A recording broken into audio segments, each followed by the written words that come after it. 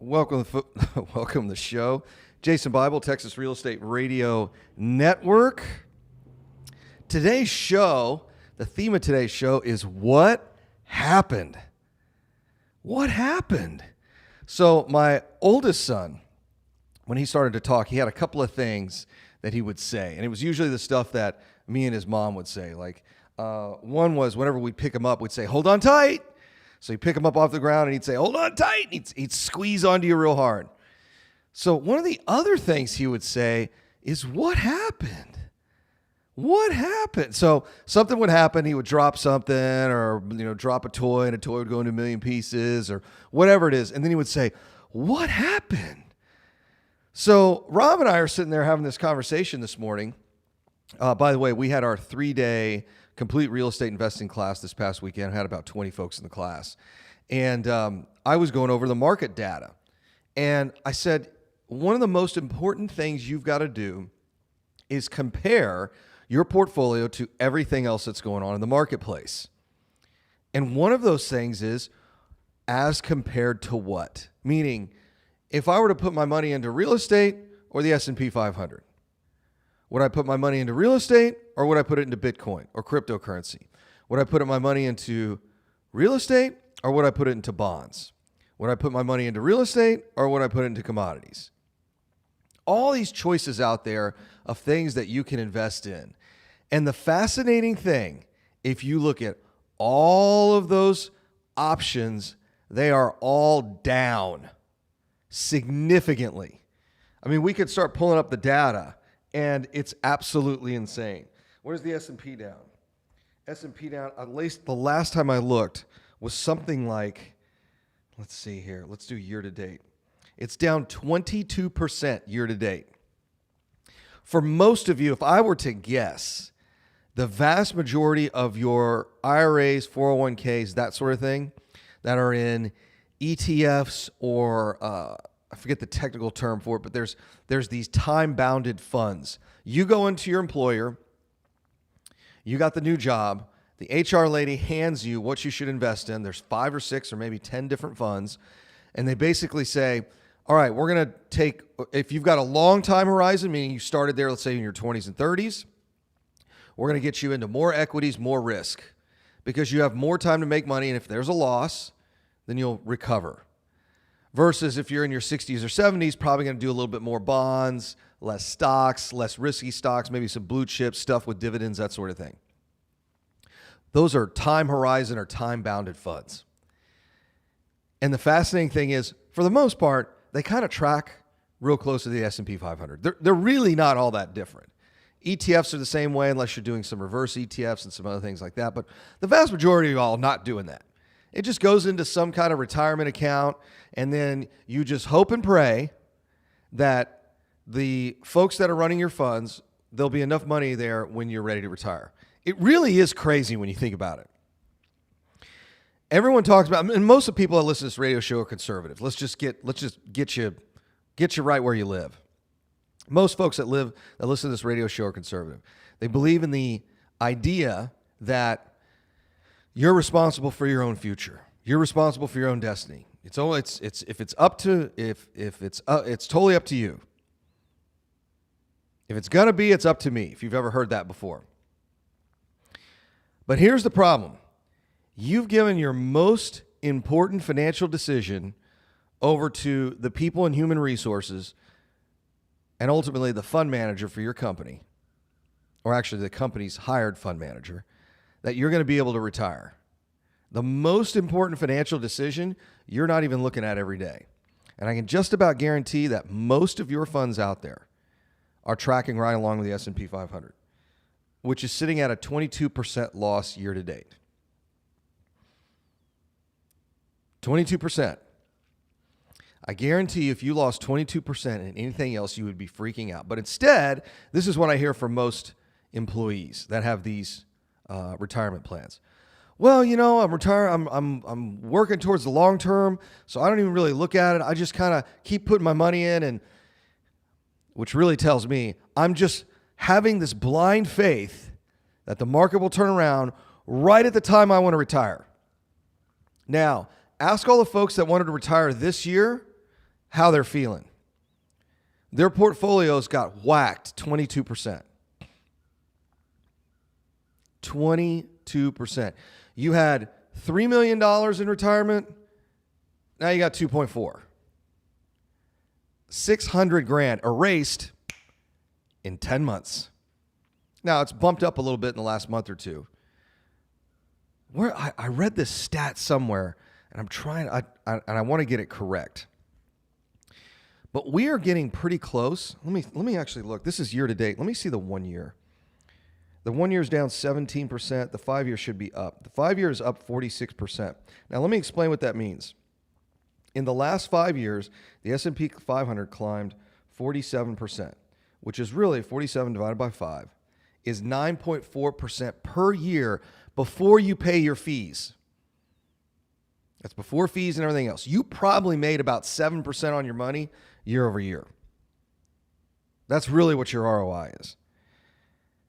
So at 47%, you essentially lost 2.5 years of gains in the last 10 months. Because if the market was just flat the last, let's say, year to date, you'd be up 63%. Which, okay, wow, 63% in 5 years. Let's look at that. 63 divided by 5 is 12.6. So before fees, you made 13% per year on your money. Per year. Wow. The funny thing is, when you compare that to real estate, especially the last 5 years, I mean, I don't even know what Houston real estate is. I could do the calculation real quick, but Houston real estate has more than doubled easily in 5 years. Easily. So at 100%, 5 years, that's 20%. But that's if you paid cash. Most real estate investors that we work with use leverage. So one of the things that Rob and I did is we built a new portfolio calculator. That's what we're calling it, the Portfolio Builder. It'll be out, at least for our mastermind and the prototype phase here in the next week or so. And one of the things that we are really espousing, like really just telling people day one, when you really start doing the numbers, because the reality is you're not going to hold these properties for less than 5 years. You need to hold a piece of real estate for at least 5 years. When you really start doing the math, you're buying with leverage. There's appreciation. There's cash flow. There's depreciation. There's debt pay down. When you add all those things together, it is very common to get triple-digit returns per year. And that's before you refinance and take all of your capital out. This is why even when Bitcoin was taking off, went from 10,000 to 60,000 in a handful of, I think, 18 months, 24 months, I told folks, real estate is still a better investment from a number standpoint. And everybody kept telling me, oh, Jason, no, there's no way. I'm like, no, you don't understand the math in real estate. These were real estate people. You don't understand the math in your own industry.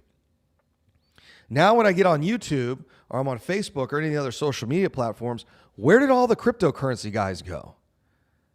I mean, right now, if you really believe in crypto, right now should be the time you're teaching all the cryptocurrency classes. Guys, crypto's on sale. We got to buy.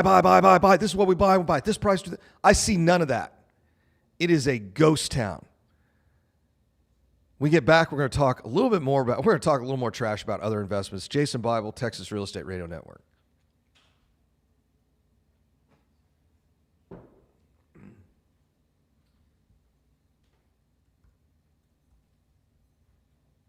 Let's see what old BTC is up to. Just let me know when you're ready.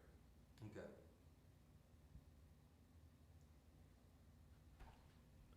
Welcome back, Jason Bible, Texas Real Estate Radio Network. Just for grins, I pulled up Bitcoin. Oh, you're not ready yet? Welcome back, it's Jason Bible, Texas Real Estate Radio Network. So just for grins, I pulled up Bitcoin. Year to date, you guys are down 60%. Where did Robert Kiyosaki go? Where is Bob? Man, I got on YouTube and my YouTube, the algorithm, when you search and start viewing stuff, pulls in stuff that you would watch, because YouTube wants your attention, they want your eyeballs on the screen. So my YouTube is financial stuff. It's financial related, or it's like relationship stuff, or music, or cars. That's really it. So I was getting hit constantly with Rich Dad Poor Dad. Bitcoin is like digital gold, which is absurd. Oh, you got to buy Bitcoin. The world's going to end. You got to buy Bitcoin. Wait a minute. If the world ends, how are we even going to trade Bitcoin? I told this story this weekend at our event. My girlfriend and I were headed to Fredericksburg. So we had this really great trip. We want to go back. It was so much fun. And we're driving up, and my parents, I really hadn't seen much of my parents aside from 2 funerals we had to go to during COVID. So I said, hey, I'm driving by y'all's neck of the woods. They live in Georgetown, which is just north of Austin. I said, hey, look, I'm driving by your neck of the woods. You guys want to meet for lunch? And they said, sure. So this gal I'm dating, at that time, we'd only been dating for a couple months. So I was like, hey, look, it might be a little early to meet the parents, but I really haven't seen, my folks yet. And she was like, no, it's fine. It's totally cool. I'm like, okay. So we drive up there. We have lunch, really great burger place in Killeen. And then her and I head off to Fredericksburg, somewhere between Killeen and Fredericksburg. Now, let me explain where Killeen is. Killeen has a giant military presence, going to have a big base up there. And but it is north central Texas. Like, there's nothing out there. So between Killeen and Fredericksburg, it's just a bunch of little towns. Middle of nowhere. Beautiful, but middle of nowhere. This is where a lot of retirees end up in Texas. If you're retiring in Texas, it's somewhere in central Texas, somewhere in the hill country. So I don't know what little town we were driving through, but I'll never forget, I pulled over to get gas and something to drink. So I go inside, getting something to drink, and I notice they have a Bitcoin ATM there. Like, here's this gas station, middle of nowhere, that is accepting Bitcoin. Now, why is that important? Simple. When they have reached that kind of market penetration, when an asset has reached that kind of market penetration, where else does it go? Like, quote, everyone's already using it. But there's a Specs in Missouri City, and they have a Bitcoin ATM machine there. I imagine they have them in all of them. I just haven't noticed them. Specs is a liquor store here in Houston. Real famous, real fantastic place. Locally owned. They've got locations all over the place. Their downtown store is awesome. Not only they sell like liquor, wine, cigars, like high-end fine foods, like cheap. Like, it's really great. Specs is fantastic.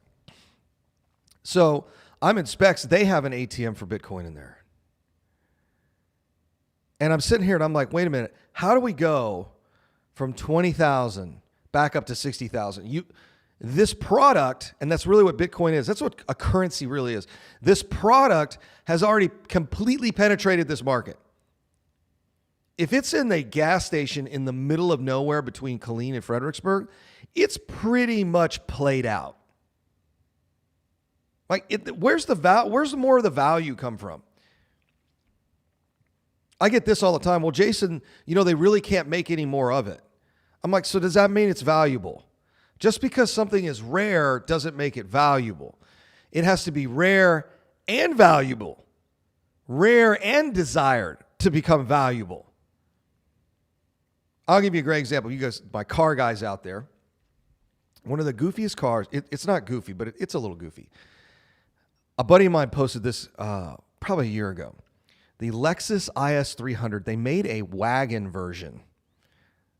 I can't remember what they call it, IS300 Cross, something like that. And the funny thing is they're really rare. And they actually made some with a stick, which is kind of cool.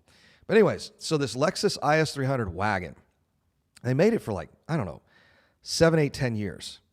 And one of the funny stats that somebody shared is, Bugatti has made more cars than Lexus has made the IS300. In fact, there's more Veyrons out there.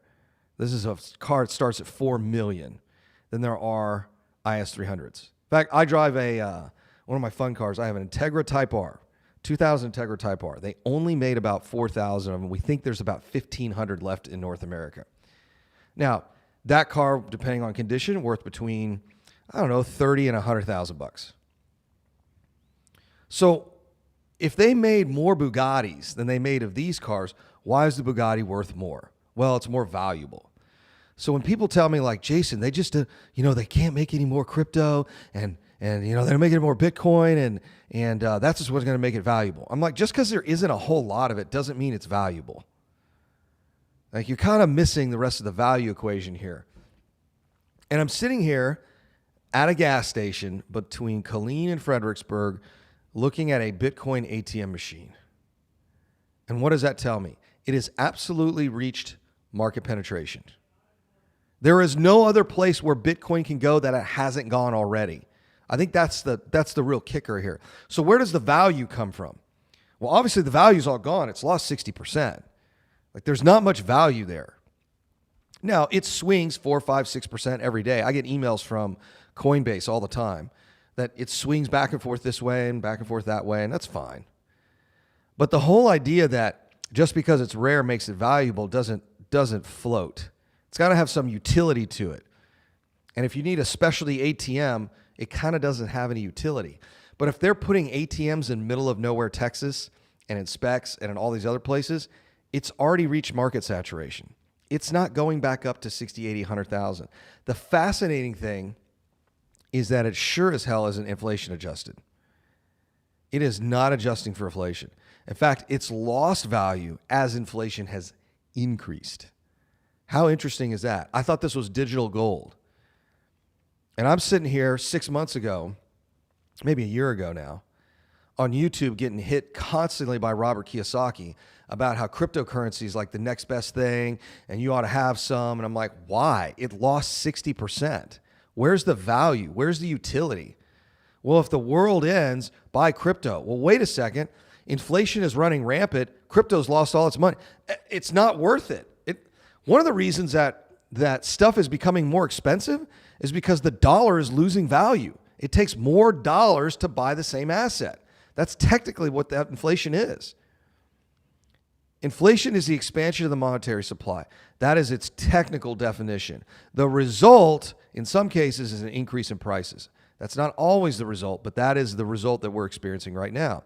It's too much money chasing too few goods. Well, if cryptocurrency is such a great safe haven, then why is its value not increasing? If it was really a safe haven, it would have increased substantially over the last 6 months, not lost 60%. So what assets have increased in value? Some commodities, oil is kind of up and down. We're seeing oil kind of do this little seesaw thing. Housing, single family houses, and actually office in a lot of interesting cases. Everybody keeps telling me like no one's going to work from home or no one's going to work at the office. Everyone's going to work from home. And I can tell you, I've seen that trend completely implode in the last 6 months. This whole idea that there are all these great assets to invest in a time when there's turmoil is really not true. This is when Warren Buffett, I'm not a big Warren Buffett fan, but I'll tell you, this is when Warren Buffett's quote is, when the market collapses, it's kind of like the tide receding, and then you get to see who's actually swimming naked. That's what we're seeing. We're seeing all of these markets being exposed, all of these assets being exposed for what they really are. It's Jason Bible, Texas Real Estate Radio Network. All right, what else? Let's pull up.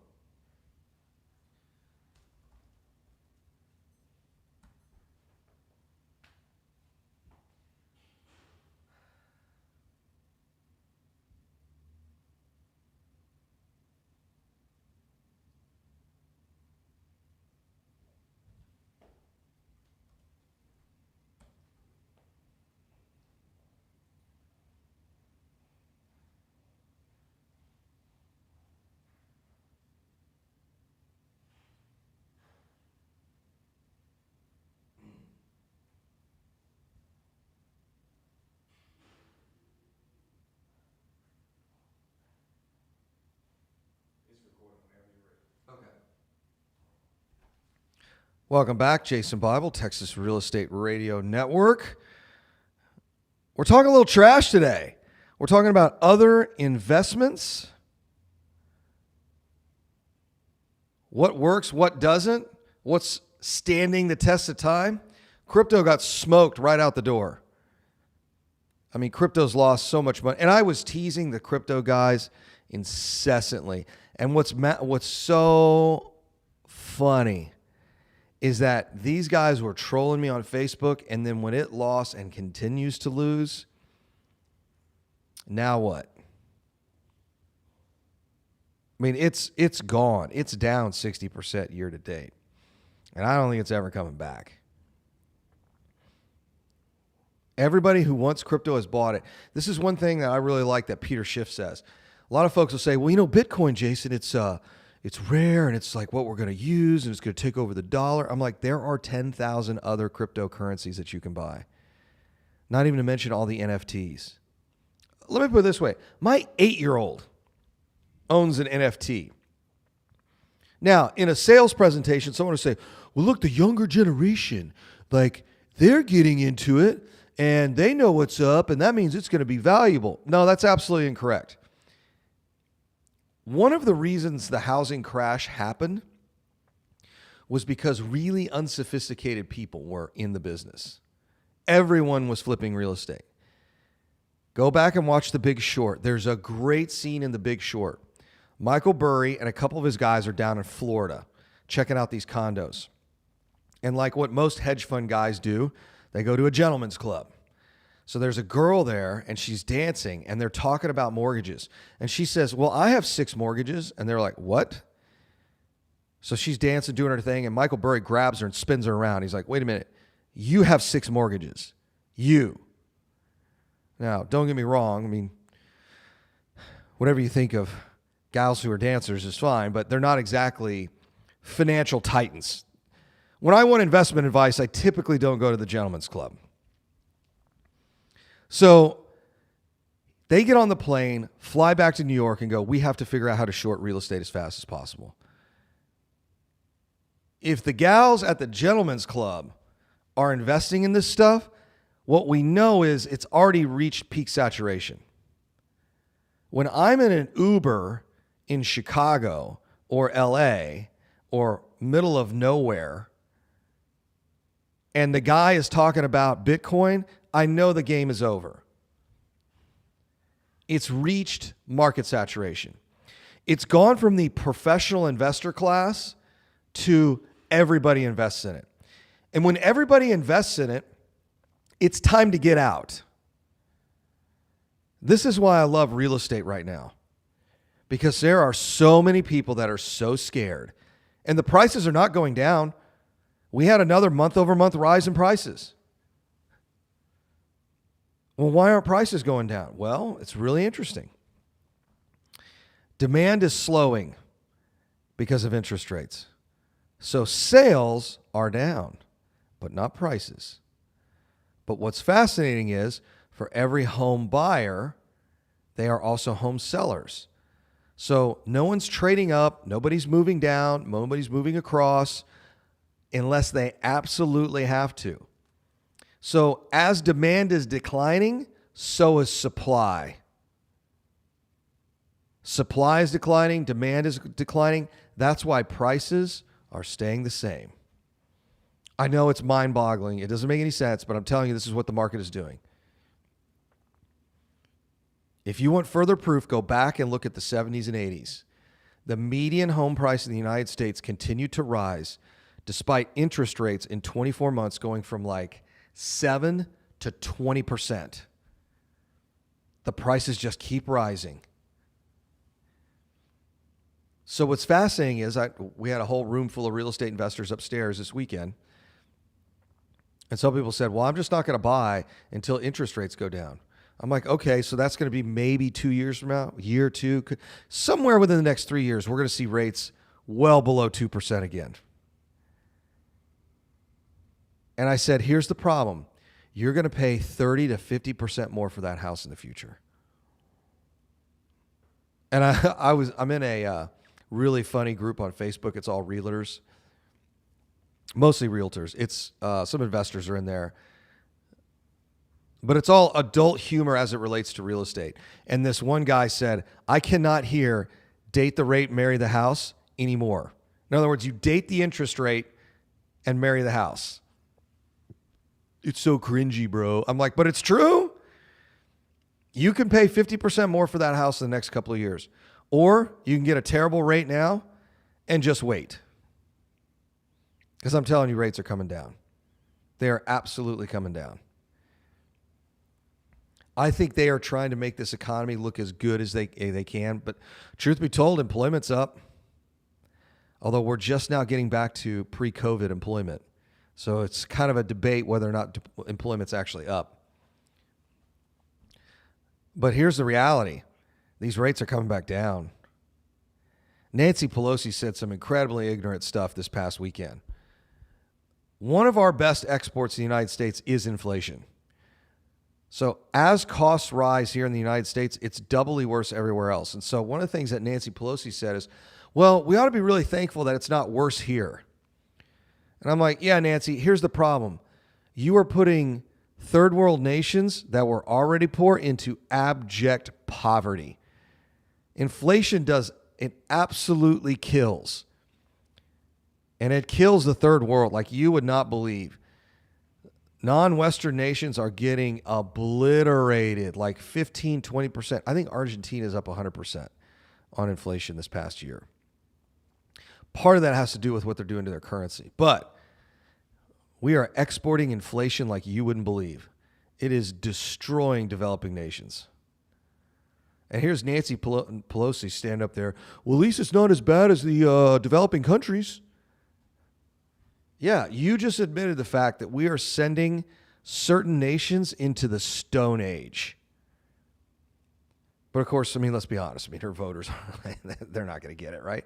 So who cares? But the reality is I look across the landscape, and Rob and I were talking about this morning. What else would you invested in the last year? All of the COVID stocks, what they call the stay-at-home stocks, those have all collapsed. Automotive manufacturers are struggling to get cars built. Apple's already revised their Q4 and Q1 earnings. Said, hey guys, we're not making as many new iPhones. Well, truth be told, I can't tell the difference between any of the iPhones anymore. Like I don't know. I got a 13 Pro Max. I get a new one every year. Like every year I get a new one, whenever the new one comes out. And I'm like, I really can't tell the difference between that. And I asked my boys, I'm like, hey guys, should I upgrade to the new iPhone? They're like, nah. Like it's not that much better. The 13 actually had a better camera and longer battery life, so that's why I did it. But they're like, nah, it's not really that different. So Apple's already come out and revised their numbers. Every single CEO that has got half a brain is sitting there saying, hey, times are tough.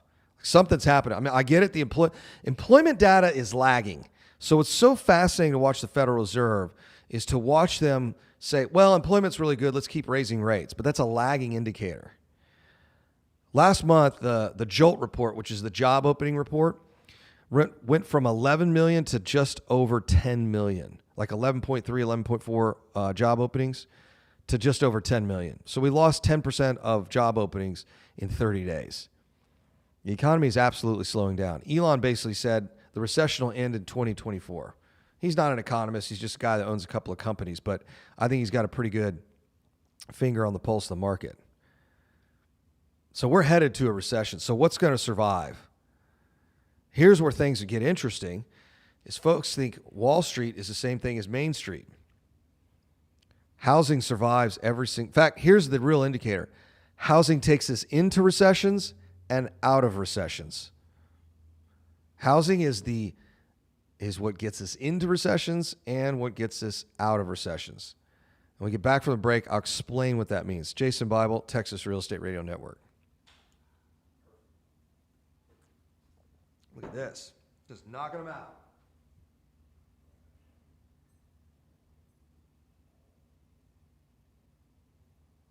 Whenever you're ready. Okay. It's Jason Bible, Texas Real Estate Radio Network. All right. Last break, I said real estate takes us into recessions and out of recessions. Let me explain what that means.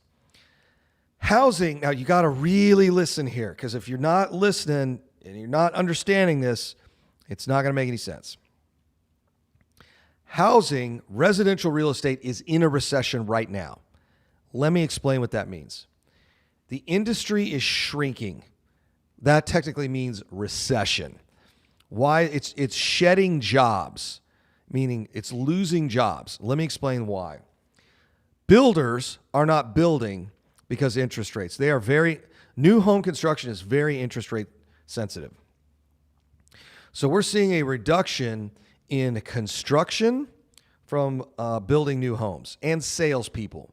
You got to have a sales guy to walk you around. What color paint? What color tile? Rah, rah, all that stuff. You want lot? Do you want this lot? You want that lot? That sort of thing. Now, let's talk about what's called the downstream effects from a slowing new home construction market. When new home construction slows down and they start shedding jobs, what other downstream industries, downstream businesses have the same problem? One is new loans. If you're not buying new homes, you don't need a new home loan. Appraisers, inspectors, insurance companies, title companies. Start going down the list of all of those services that someone needs when they buy a new home. Now, I'm going to say something incredibly controversial, even though it's 100% true. For all of you guys in the audience, listen up. Ladies, I know you're listening to the show, but you can't listen to this next part because it's just bad. Here it is. Guys, whenever you buy a new home, what do you have to do when you go into that new home? What's amazing is you're buying a new home and you have to get all new furniture for that house. Now, the furniture that's in the old house, the house that you're in now, is just fine. But for whatever reason, your wife or girlfriend must have new furniture in the new house. So, and this is 100% true because we've got the data that says it. Whenever someone buys a new home, there's all these downstream purchases, new furniture, new appliances, new home projects for you guys to get done. Got to build a deck, got to put a pool in, got to do this, got to do that. I'm putting in new fixtures because I don't like the builder's fixtures. We're buying new artwork. We're buying all kinds of stuff for the new home, even though the stuff in the old home was just fine. So when one new home is sold, all of these other purchases take place. When real estate slows down or goes into a recession, remember, prices still continue to rise. There's just not as many homes sold, but prices still keep going up. So as these homes are sold, there are all these downstream purchases that are made that drive the economy. That's why when housing slows down, it drags the rest of the economy with it. There's less need for loans, title officers, appraisers, all that. There's less Home Depot purchases and purchases at, the one probably to look at is Restoration Hardware. I'd probably take a look there. Any of the other big furniture, Ashley, any of the big furniture brands. See what they're saying right now for Q4 and Q1. But they're all sitting back and looking and going, whoa, real estate's slowing down, so we're not going to sell as many new couches. Real estate's slowing down, so we're not going to sell as many new refrigerators. Real estate's slowing down, we're not going to sell as much paint to paint the rooms all different colors because builders don't do that. It has a massive downstream effect. So as all that is slowing down, it's going to drag the economy with it because it's such a huge sector of the economy. Now, that's how housing gets us into recessions. What happened in 2008 and 2009 or 2007 and 2009 was it a complete anomaly. We haven't been giving out bad loans to people who can't afford them. Well, unless you're in the owner finance space and all that weird marketplace. But the people we've been giving loans to over the last 12, 13 years, for the most part, have a credit score above 700. In a lot of cases, like 760. These people just don't default. Folks have massive, massive equity in their homes. And a lot of people paid their homes off. So this whole idea, I can't afford the house, I'm going to go into foreclosure, that they're just going to sell them. Just sell it, take their money, and run.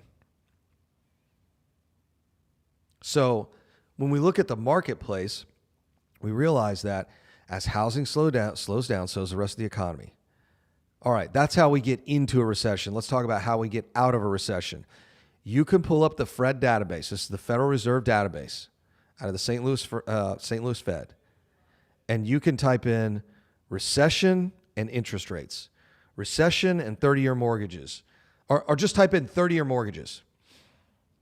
10-year treasury. And open that graph up to where it's let's say the 60s all the way to now. And there'll be the shadow gray bar that goes up and down certain years in the graph. Those gray bars are recessions. And what you will see every single time since the history of the world, you will see that we lower interest rates as we enter recessions. What happens when you lower interest rates? You make houses more affordable. You make a lot of stuff more affordable because we're a debt-driven economy. So when those rates go down, what happens? More people start buying homes. They're buying refrigerators. They're buying paint to paint little Johnny's room. They're putting in pools. All of this stuff happens. Housing starts to pick up, and all of those downstream purchases start to be made. All of that takes place in 18 to 24 months. And the economy quickly gets out of a recession. Now, here's where things get crazy. People still have to buy homes. They got to move, change jobs, downsize, whatever it is. So during those times of peak interest rates, folks are buying homes. Well, after we come out of once we enter the recession, we start to get out of the recession, rates keep going down. And as rates decline, these homeowners who bought during peak rates begin to refinance. They refinance to a lower rate. They put a couple $100 extra a month into their pocket. And what do? Like any good old American, they start buying stuff. They buy cars. They put in a pool. They put in a new, deck in the backyard. They do all kinds of stuff that begins to juice the economy. That is absolutely what's going to happen next. You got to remember, we're heading into midterms next month. And then once midterm elections are over, we're into the presidential election. And this is going to be one of the craziest presidential elections I think we've seen in a long time. I mean, we essentially have a president that really should be at home, enjoying the rest of his years, not taking on the most stressful job in the modern world. So whether you like the guy or not, that's just the reality. Everyone knows there's something wrong with him, right? He is not the sharp kind of Joe Biden kind of dude, politician as he was 10 years ago. Something's not right with this guy. So I don't think they're going to run him again. It's going to be real interesting to see how this all plays out. But all of that craziness starts as soon as the midterms are over. January of 23 starts the election season for November 24. And the big talk right now is inflation and interest rates. So we're going to see how this whole thing plays out. But what I'm telling you now is what has happened since 2017. I got on this radio show in October 2017, and I said, if you think real estate's expensive now, just wait. And a lot of y'all laughed. No one's laughing now. It's Jason Bible, Texas Real Estate Radio Network. All right, that'll work. I like the new, what do you think of the new camera angle? I think it's cool. I'll probably tweak it a little bit. Play with it a little bit? Okay.